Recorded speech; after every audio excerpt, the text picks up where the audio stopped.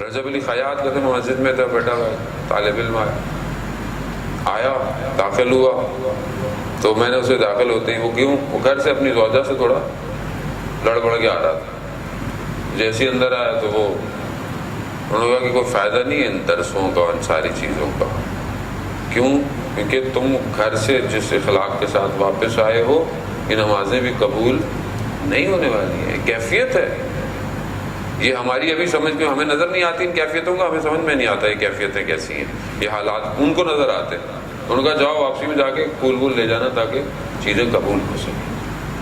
بالکل ایسی ہے عزیزان محترم. ہم بہت مشہور عارف تھے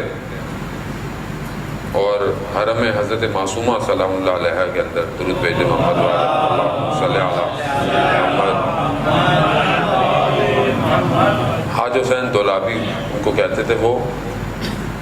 وہ بہت شوق تھا ان کو طالب علم بننے کا, علم حاصل کرنے کا, لیکن ان کے والد اجازت نہیں دیتے تھے. تو وہ گئے زیارتوں پر کربلا نجف اور بڑا ذری سے سینے سے لگا کر گریہ کیا کہ مجھے طالب علم بننا ہے, مجھے پڑھنا ہے, لیکن والد نے اجازت نہیں دی. والد کی اجازت کے بغیر ظاہر ہے آپ جانتے ہیں آیت اللہ عظمہ بہجت جب نجف میں تھے ان کے والد نے خط لکھ کر انہیں واپس بلا لیا تھا. تو انہوں نے وہ خط جا کر اپنے استاد کو دیا آیت اللہ قاضی طباطبائی کو کہ والد نے یہ لکھا ہے. تو کہا کہ جاؤ جو والد کہہ رہے ہیں وہی کرو. یعنی والد کا کہنا مانا اور کہاں کس مقام پر پہنچ گئے. خیر انہوں نے بھی نہیں پڑھ پائے, واپس آ گئے.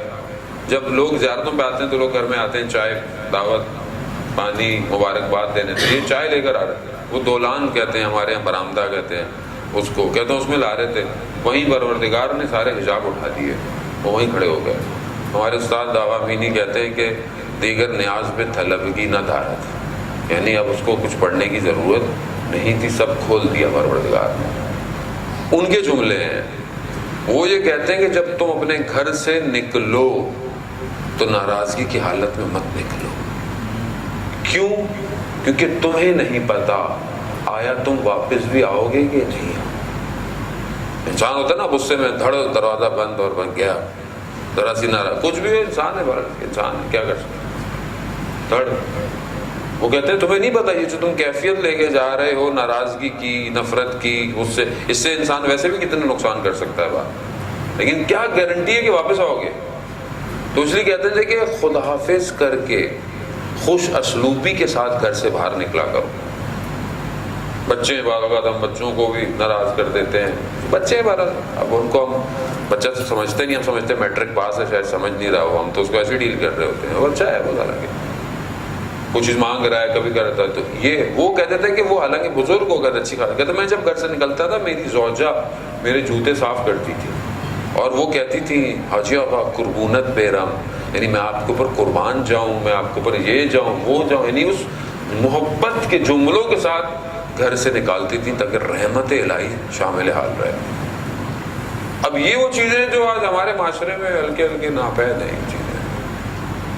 اب بولیں مان صاحب آپ یہ نارمل باتیں کرنے آئے ہم لوگوں کو, بھائی نارمل مسائل تو ہمارے حل نہیں ہو رہے ہیں, میں آپ کو بڑی بڑی باتیں کیا بتاؤں. یہی نارمل مسائل ہی تو حل ہوں گے تو ہم کو بڑا کام کر پائیں گے. نارمل چیزیں ہم